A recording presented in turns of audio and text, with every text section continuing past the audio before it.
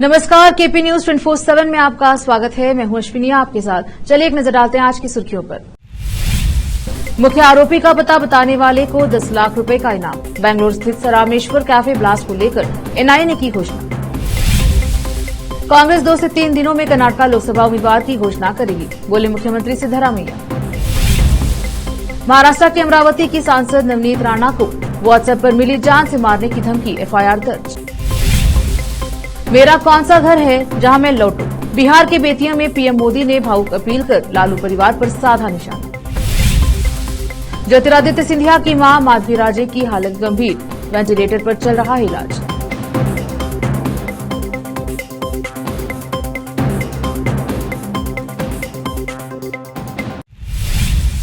कर्नाटक के बेंगलुरु स्थित रामेश्वरम कैफे में 1 मार्च को उस वक्त अफरा तफरी मच गई जब अचानक दोपहर 1 बजे कैफे के भीतर जोरदार धमाका हुआ। इस घटना में कई लोग घायल हो गए थे। इसी बीच पुलिस ने मामले की जानकारी देते हुए इसे आईईडी ब्लास्ट बताया था। घटना में जांच कर रही एजेंसी ने दावा किया कि कैफे के भीतर टोपी पहने एक ग्राहक ने एक बैग छोड़ा था, जिसके कुछ देर बाद कैफे में धमाका हो गया। राष्ट्रीय जांच एजेंसी एनआईए ने बुधवार को मुख्य आरोपी की धरपकड़ के लिए नकद इनाम की घोषणा की है। बेंगलुरु के रामेश्वर कैफे ब्लास्ट मामले में फरार आरोपी की पहचान बताने वाले को 10 लाख रुपए देने का ऐलान किया गया है। कर्नाटक के मुख्यमंत्री सिद्धरामैया ने बुधवार को कहा कि राज्य में आगामी लोकसभा चुनाव के लिए कांग्रेस के उम्मीदवारों की सूची 2 से 3 दिनों के भीतर घोषित की जाएगी और कोई बड़ा विवाद नहीं है। उन्होंने कहा कि पार्टी के स्थानीय नेताओं के इनपुट के आधार पर उम्मीदवारों को अंतिम रूप दिया जाएगा। सिद्धरामैया ने कारवार में संवाददाताओं से कहा 2 से 3 दिनों में कांग्रेस की सूची भी जारी हो सकती है। कल केंद्रीय चुनाव समिति की बैठक हो रही है। 2 से 3 दिनों के भीतर कर्नाटक के उम्मीदवारों को अंतिम रूप दिया जाएगा और उनकी घोषणा की जाएगी। कोई बड़ा विवाद नहीं है। इस बार हम जिला प्रभारी मंत्रियों, पर्यवेक्षकों, विधायकों, पराजित उम्मीदवारों, राज्यसभा और लोकसभा सदस्यों, ब्लॉक समिति अध्यक्षों और जिला अध्यक्षों द्वारा दी गई राय के आधार पर निर्णय ले रहे हैं। अमरावती की सांसद नवनीत राणा को एक ऑडियो संदेश के जरिए जान से मारने की धमकी दी गई है। धमकी भरा ऑडियो उन्हें व्हाट्सएप पर आया था। मामले में पुलिस ने कार्यवाही करते हुए अज्ञात व्यक्तियों के खिलाफ मामला दर्ज किया है। इसकी जानकारी पुलिस ने बुधवार को दी। एफआईआर के मुताबिक संदेश भेजने वाले ने सांसद के खिलाफ आपत्तिजनक शब्दों का भी इस्तेमाल किया है। पुलिस ने मामले की जानकारी देते हुए कहा कि सांसद नवनीत राणा को 3 मार्च को उनके फोन नंबर पर धमकी भरा संदेश मिला, जिसके बाद उनके निजी सहायक ने पुलिस में शिकायत दर्ज कराई। ऑडियो क्लिप में प्रधानमंत्री मोदी, केंद्रीय गृह मंत्री और आरएसएस प्रमुख मोहन भागवत के खिलाफ भी आपत्तिजनक शब्दों का इस्तेमाल किया गया है। पुलिस ने राणा के पीए की शिकायत पर आपराधिक धमकी देने के आरोप में भारतीय दंड संहिता आईपीसी की धाराओं के तहत मामला दर्ज किया है। हालांकि अभी तक कोई गिरफ्तारी नहीं हुई है। रुकते हैं छोटे से ब्रेक के लिए, जल्द लौटेंगे ब्रेक के बाद।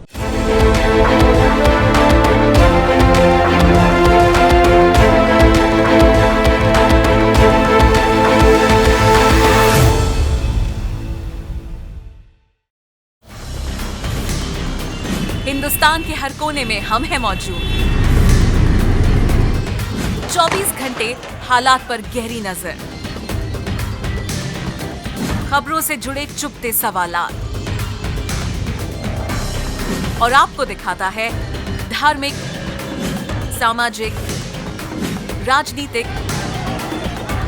लोकल और इंटरनेशनल न्यूज की सबसे बेहतर कवरेज जो आपको रखती है हर पल बाखबर। देश और दुनिया भर की खबर के लिए देखते रहें केपी न्यूज 24/7।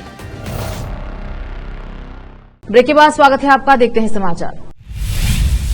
केंद्रीय गृह मंत्री अमित शाह ने एआईएमआईएम पर निशाना साधते हुए उन्हें नया निजाम बताया है। अमित शाह ने इस बयान का पलटवार करते हुए पार्टी के लोकसभा सदस्य इम्तियाज जलील ने कहा कि जनता जानती है कि कौन निजाम जैसा व्यवहार कर रहा है।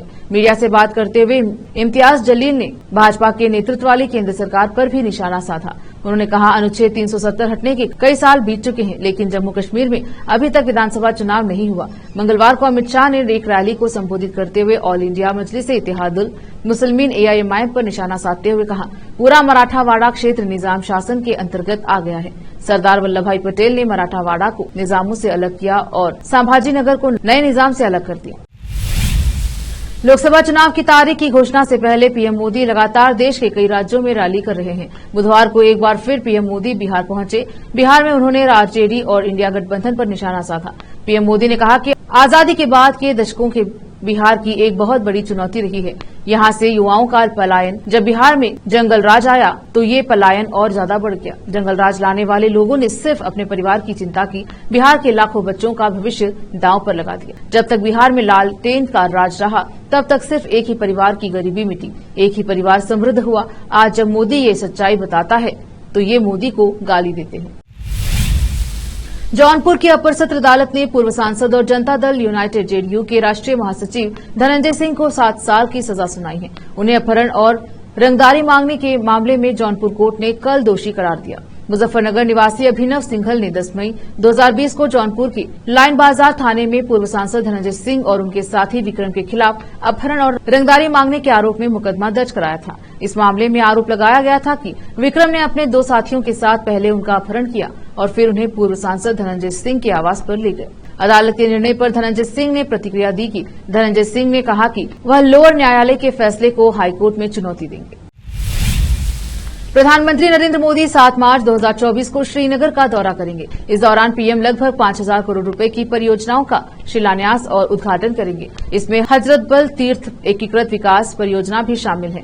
पीएम मोदी के इस कदम की जेएनयू की पूर्व छात्रा नेता और बीजेपी आलोचक रही शहला राशिद ने तारीफ की है। शहला ने हजरतबल दरगाह का जिक्र करते हुए कहा कि जो लोग कश्मीर के इतिहास से वाकिफ हैं उन्हें इस घटना का महत्व पता होगा। उन्होंने अपने सोशल मीडिया पोस्ट सलाम मोदी जी भी लिखा। शहला राशिद ने सोशल मीडिया प्लेटफॉर्म एक्स पर लिखा, कल इंशाअल्लाह पीएम मोदी श्रीनगर का दौरा करेंगे और श्रीनगर में सबसे प्रतिष्ठित मुस्लिम तीर्थ स्थलों में से एक हजरतबल दरगाह की एकीकृत विकास परियोजना का उद्घाटन करेंगे। जो लोग कश्मीर के इतिहास से वाकिफ हैं उन्हें इस घटना का महत्व पता होगा कि हम कहां तक पहुंचे हैं। केंद्रीय नागरिक उड्डयन मंत्री ज्योतिरादित्य सिंधिया की मां और कांग्रेस के दिग्गज नेता माधवराव सिंधिया की धर्मपत्नी माधवी राजे सिंधिया की तबीयत काफी खराब हो गई है। उनकी हालत नाजुक होने के चलते उन्हें लाइफ सपोर्टिंग सिस्टम पर रखा गया है। इस बात की जानकारी सिंधिया परिवार से जुड़े सूत्रों ने दी है। अब वक्त एक और छोटे से ब्रेक का, जल्द लौटेंगे ब्रेक के बाद।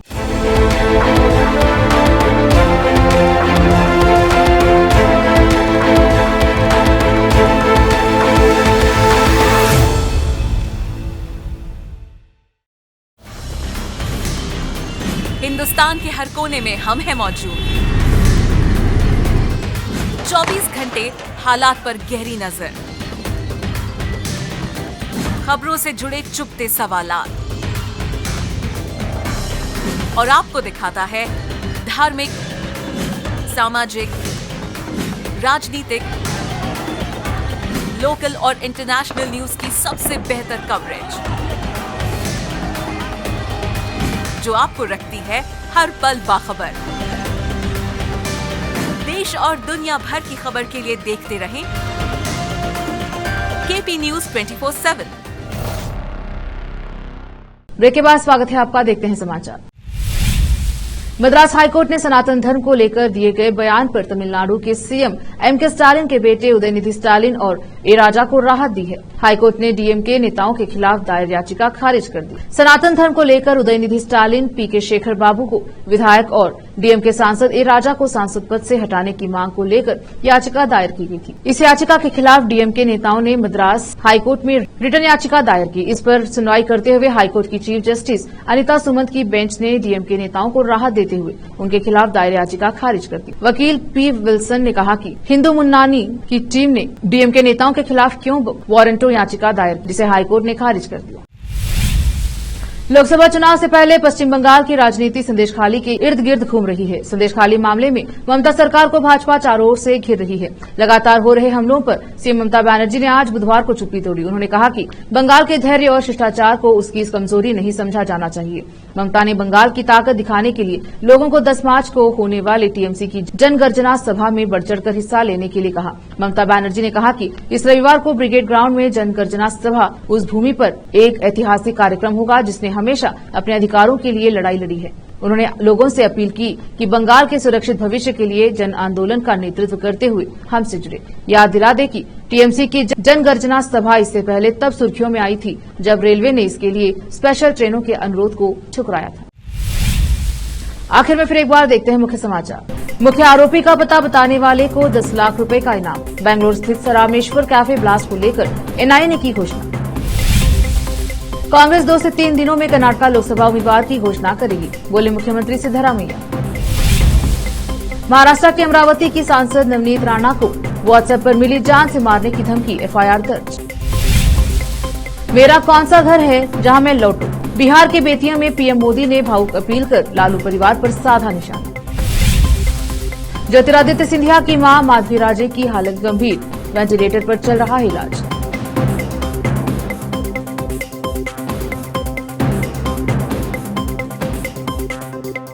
केपी न्यूज के बुलेटिन में आज इतना ही। देखते रहिए केपी न्यूज 24/7। धन्यवाद।